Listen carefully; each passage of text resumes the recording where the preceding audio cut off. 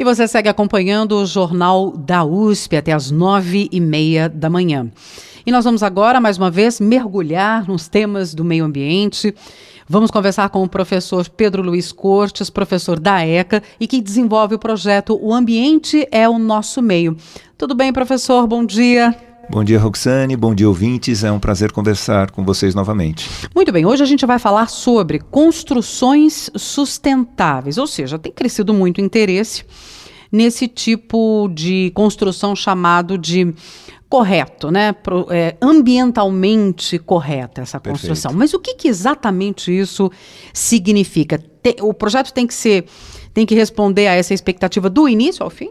O ideal seria que ele atendesse desde o momento do projeto, a construção e o uso, né? Então, basicamente, uma construção sustentável é aquela que poupa recursos naturais. E isso pode ser feito de 3 maneiras, né? A primeira delas é no projeto, quando são considerados itens como ventilação e iluminação natural. Quer dizer, isso vai fazer com que a gente reduza o consumo de energia elétrica, a não precisar tanto de iluminação artificial ou uso de ventiladores ou ar-condicionado. Também prevê soluções para redução do consumo de água, incluindo aí captação de água de chuva, né, para lavagem de áreas comuns, uso de painéis solares para aquecimento de água, né? São soluções que garantem um uso mais econômico dos recursos naturais ao longo da vida útil, né? A partir do momento que a obra está concluída, as pessoas começam a utilizar e tem aí uma redução do consumo de energia elétrica e água, principalmente.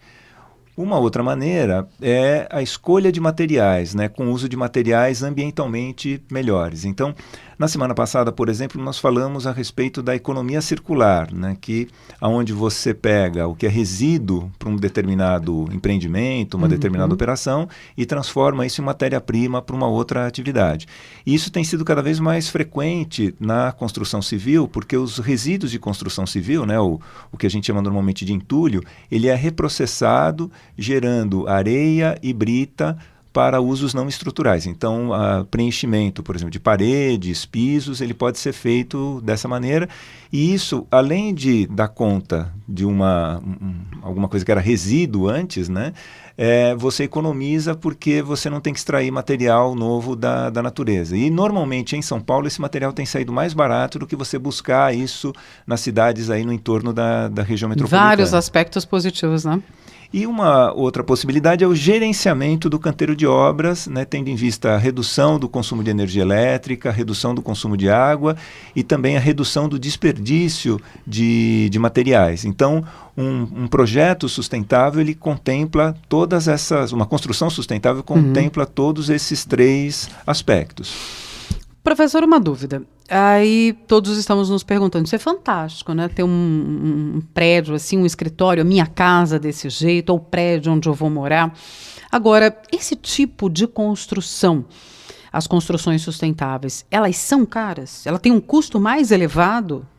Ela tem um custo inicial mais elevado, mas ao longo da vida útil, o uso, né, desse tipo de habitação, ou esse tipo de empreendimento, ele se torna mais barato. Então, há um custo inicial, que pode ser maior, mas o fato de você reduzir o consumo de energia elétrica, reduzir o consumo de água e prevendo aí um uso de várias décadas, quer dizer, isso se mostra muito mais interessante do que uma construção convencional. A tendência, como tudo que surge, tudo que é novo, né? O custo inicial é um pouco mais elevado, mas também quando você incorporar esse tipo de produção ali em diversos empreendimentos, você começa a baratear o sistema, Sem né? dúvida. Então, ela é cara num primeiro momento, é isso? Exatamente.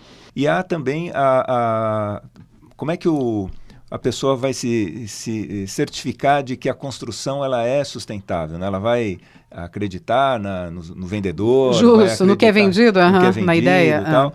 Então, há certificações para esse tipo de construção. As certificações mais usuais no Brasil é o LEED, que é uma certificação americana que já vem sendo aplicada no Brasil há bastante tempo. O Brasil é um dos países que mais tem construções, né, edificações certificadas pelo LEED.